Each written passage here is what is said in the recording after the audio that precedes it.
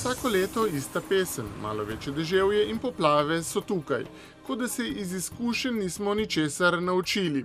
Reke Vipave in njenih brežin se v zadnjih 2 letih nihče ni resno dotaknil.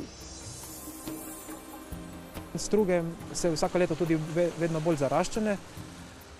To bi pa trebalo vsako toliko tudi malo očistiti. Če se bi malo očistilo, po mojem bi tudi škoda bila precej manjša. Bomo zdaj v TV par dni, ki imamo čas jih polniti, bomo napolnili, mislim, da jih okrog 1000–1500 vreč. Sami sreči gre zasluga, da se je deževje pravočasno ustavilo, sicer bi na mestu v preventivo nove milijone ponovno zmetali v odpravo posledic.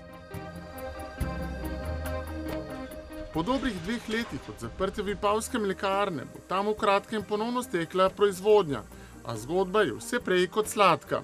Grenko je namreč spoznanje, da bo na domači zemlji dobiček v bodoče koval tujec. Vse predali in zdaj, kadar preraš vse, ne imaš več nič. In ker ne imaš nič, si reveš Hitler. Torej, za nas in za vse ostale pridelovalce je tu katastrofa. Besedo katastrofa so letos pogosteje kot kadarkoli prej uporabljali tudi bovški turistični delavci. Potem, ko je postalo jasno, da bomo sneg na Kaninu tudi letos opazovali le oddaleč, je ubogemu Slovencu na pomoč priskočil sosed. Denar od smučarskih kart bodo seveda pobrali Italijani. Prevede il rilascio di ski pass a prezzi molto ridotti, esclusivamente per tutti gli ospiti negli alberghi di Bovec. To je zagotovo en velik plus pri letošnji oziroma v naslednji sezoni pri ponudbi zime. Na našo stran Kanina računajo, dogovorili smo se in pričakujemo tudi pismo o nameri sodelovanja tudi pri zasnovah novega smučišča. Medtem ko v zgornjem Posočju razmišljajo o snegu, v Vipavski dolini pospešeno pospravljajo še zadnje pridelke s kmetijskih površin. Ne tukaj ni pristala vesoljska ladja, kot bi kdo utegnil pomisliti. Tukaj si je svojo zabavo priredil trop očitno zelo lačnih divjih živali. Jaz mislim, da sigurno 1/3 bo izpad pridelka stran divjih prašičev. Mi pa striktno poravnavamo do države tržno najemnino, tržni namakalni sistem, tržen repromaterial in ko nam pridejo ceniti, pa je sociala. Lovske družine nimajo denarja, kmetje prijavljajo, škode se ocenjujejo, izplača kmetom ne noben. Mi smo že apelirali 2 leti nazaj, lansko leto isto na našega predsednika Feliksa Kopeja, da naj bi ustanovil nek sklad, ker ga ni težko, samo mislim, da na tem se ne dela nič, ko samo sedijo v stolčke. Nič, prav popolnoma nič. Vklop razuma pričakujejo tudi prebivalci Senožeških Brd. Vetrnice da toda le v soglasju s krajani. Zaenkrat jih moti predvsem podcenjujoč in nasilen način komunikacije strani potencialnih investitorjev.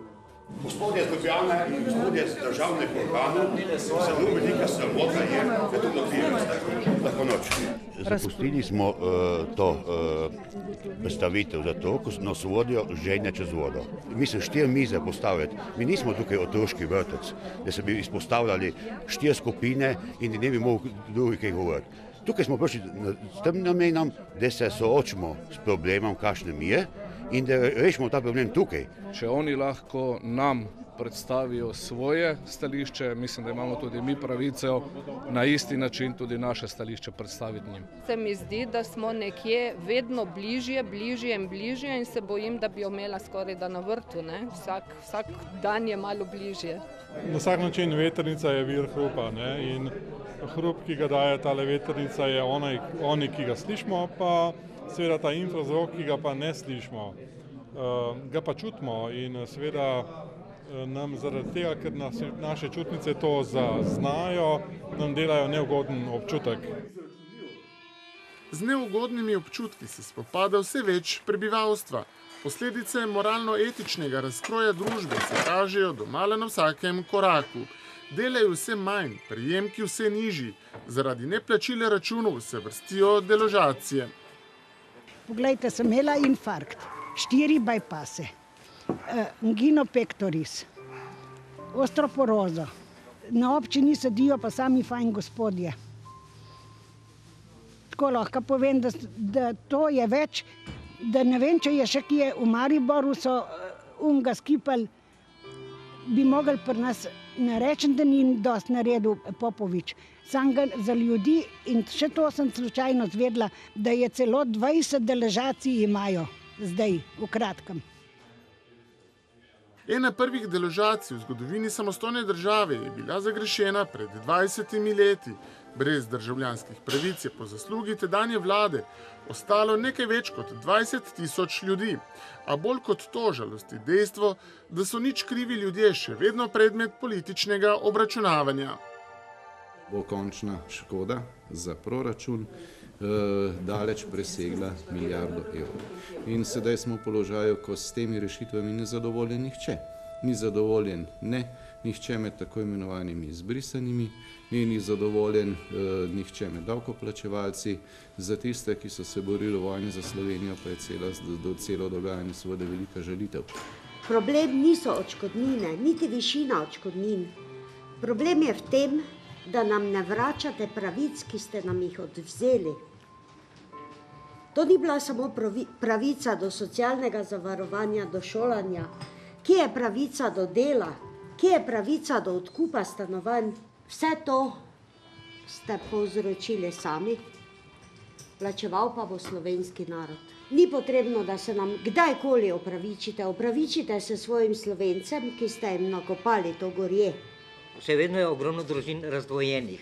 Še vedno so mama in ata v Sloveniji otroci izbrisani. To veste, da imamo 5610 izbrisanih otrok. Še vedno so izven Slovenije. Meni je žal, da moramo ta problem reševati brez dialoga z njimi. Ampak takole to zgleda vsakič. Pridejo, povejo, da se ne strinjajo, da hočejo med 260 evrov na mesec in gredo. Hitro se da zračunati in dokazati, da gre za znesek v višini najmanj 1 milijarde evrov. To, kar bi morala država že zdavnaj narediti sama, je sedaj prisiljena storiti zaradi sodbe Evropskega sodišča. Vsekakor pa je država to dolžna storiti. Zakonodaja se sprejema izključno in samo zaradi sodbe Evropskega sodišča. Politične elite nimajo prav nobenega interesa razrešiti izbris. Pa slišal sem gospod Bogotajevo, da se je smejala pred televizorom. Ali smo tu tukaj, da pa... Svojevrstno lekcijo o pravici in pravičnosti daje tudi način razreševanja problema črnih gradenj.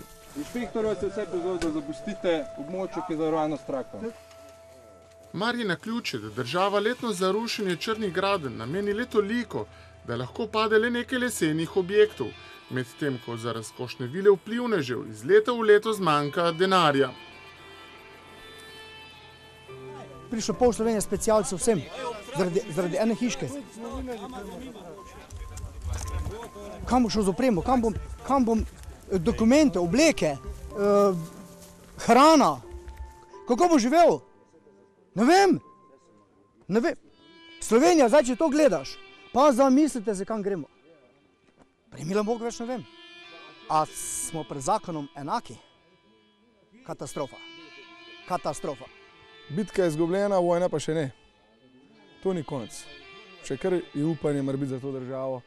Zastava sicer leži na tleh, zraven sveča, pa na policijskem traku je obešena. Mislim, da to narodu dosti pove. Če bojo naredili še drugi ljudje nekaj za to državo, koliko smo mi danes, pa nismo veliko dosegli. Samo smo pokazali zanimanje in interes. Gremo Slovenija naprej. Halo.